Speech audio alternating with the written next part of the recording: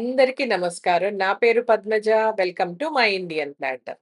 ఎండాకాలం అనంగానే వడియాలు, అలాగే చల్లమిరపకాయలు, పచ్చళ్ళ సీజన్ కదండీ! మనము మొన్న పువ్వు వడియాలు ఎలా పెట్టాలో చూసాం. ఇవాళ మనము మజ్జిగ మిరపకాయలు అంటే చల్ల మిరపకాయలు ఎలా పెట్టాలో చూద్దాం.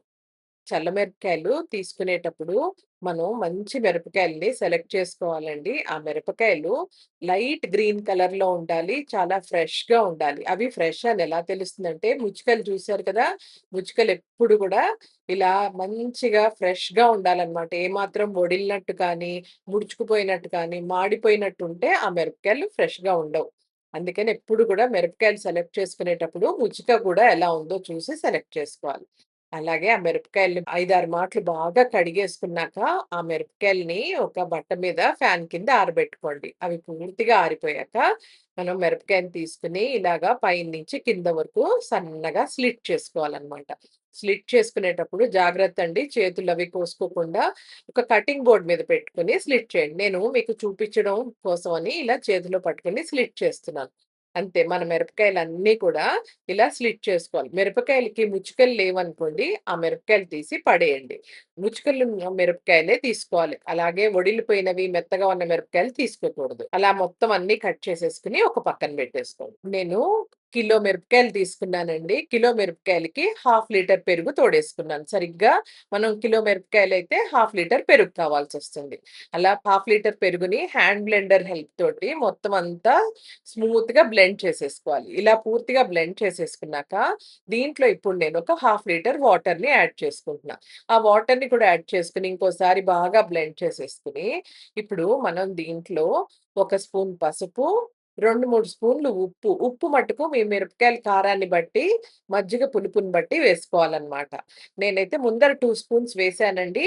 తర్వాత నెక్స్ట్ డే చూసి దానికి ఇంకో స్పూన్ యాడ్ చేశాను. అలాగే ఒక స్పూన్ వాము, ఒక స్పూన్ వేయించిన జీలకర్ర పొడి, ఒక 2 నిమ్మకాయల రసం. ఇవన్నీ మనం తప్పకుండా ఈ మజ్జిగలో కలుపుకోవాలి. ఒకవేళ మీ మజ్జిగ బాగా పుల్లగా ఉందనుకోండి, నిమ్మకాయలు మీరు 2 కాకుండా 1 కలుపుకోండి. నేను తీసుకున్న పెరుగు చాలా కమ్మగా ఉంది. అందుకని దీంట్లో నేను 2 నిమ్మకాయల రసం కలుపుకున్నాను. ఇవన్నీ కలుపుకొని బాగా కలిపేసుకోవాలి. మనం వేసినవన్నీ కూడా మజ్జిగకి పట్టేలాగా. ఇప్పుడు మనం ఈ మిరపకాయలన్నిటిని ఒక పెద్ద ఫుడ్ గ్రేడ్ బాక్స్‌లో వేసుకొని, ఈ మజ్జిగని ఈ మిరపకాయల మీద పోసుకోవాలి. ఆ మజ్జిగంతా మన మిరపకాయలన్నీ నిండిపోవాలనమాట. ఒకవేళ కొంచెం వెళ్తుందనుకోండి, ఒక గరిటె సాయంతోటో, లేకపోతే ఒకవేళ మీరు కారం గనక మీ చేతులు తీసుకోగలిగితే చేత్తోటైనా ఇలా గట్టిగా నొక్కేస్తే, మన మిరపకాయలన్నీ మజ్జిగలో నానిపోతాయన్నమాట. ఇలా పెట్టినవి నేను ఒక 2 రోజులు ఇదే డబ్బాలో ఉంచుతానండి. వెంటనే నెక్స్ట్ డే మార్నింగే నేను ఎండలో పెట్టను. అలా 2 రోజులు ఉంచితే ఈ మిరపకాయలకి మన మజ్జిగలో ఉండే ఉప్పు, పులుపు అన్నీ కూడా పట్టి రెండో రోజుకి మిరపకాయలు బాగా నానతాయన్నమాట. కానీ రెండో రోజు కూడా మనం ఒక మాటు పైన, కింద అంతా కలపాలి. కలిపాక మూడో రోజు ఒకసారి మూత తెరిచి చూసారనుకోండి, చూసారు కదా! మనం మిరపకాయలవి చక్కగా మజ్జిగలో నానుంటాయి. ఇప్పుడు మనం ఒక చిల్లుల బుట్టని ఒక గిన్నెలో వేసుకొని, ఈ మిరపకాయలన్నీ కూడా చిల్లుల బుట్టలో వేసేసుకోవాలన్నమాట. అలా వేసేసుకోవడం మూలాన ఏమవుతుందంటే మన మిరపకాయల్లో ఉండే మజ్జిగంతా కూడా కిందకి డ్రైన్ అయిపోతుంది. అలా డ్రైన్ అయిపోవడానికి నియర్లీ 1 అవర్ అయినా పడుతుందండి. ఎందుకంటే లోపల నుంచి మజ్జిగంతా బయటికి రావాలి కదా!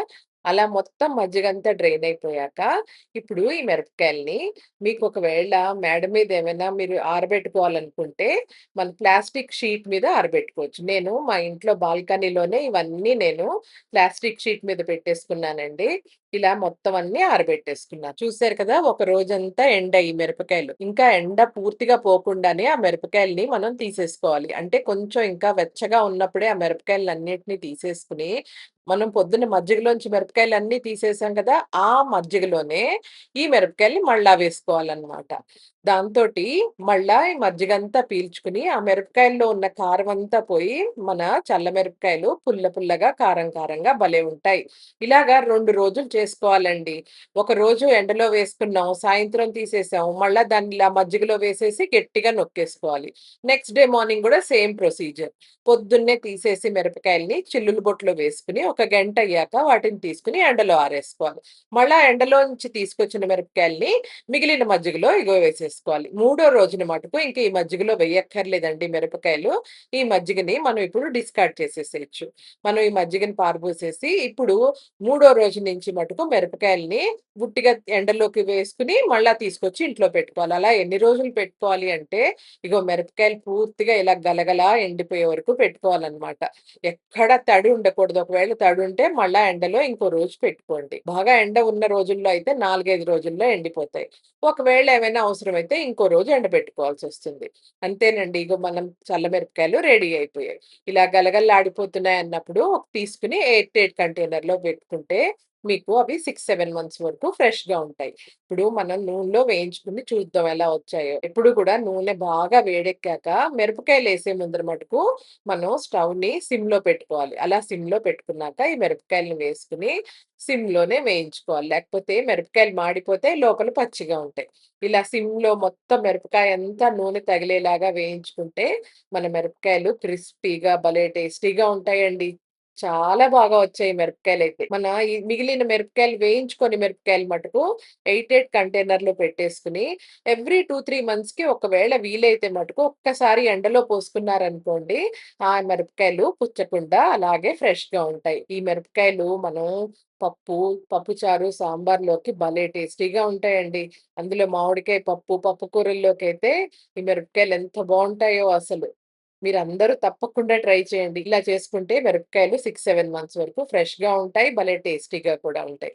ఒకవేళ మీరు వేయించుకుంటే కొన్ని ఎక్కువ వేయించేసుకొని, ఆ వేయించుకున్నవి ఎయిర్ టైట్ కంటైనర్‌లో పెట్టుకున్నారనుకోండి, అవి కూడా మనం ఎప్పుడు కావాలంటే అప్పుడు తీసుకొని తినొచ్చు. మీకు కనక నా ఈ రెసిపీ నచ్చినట్లయితే please like, share and subscribe to my channel for more such videos and thank you for watching my Indian platter.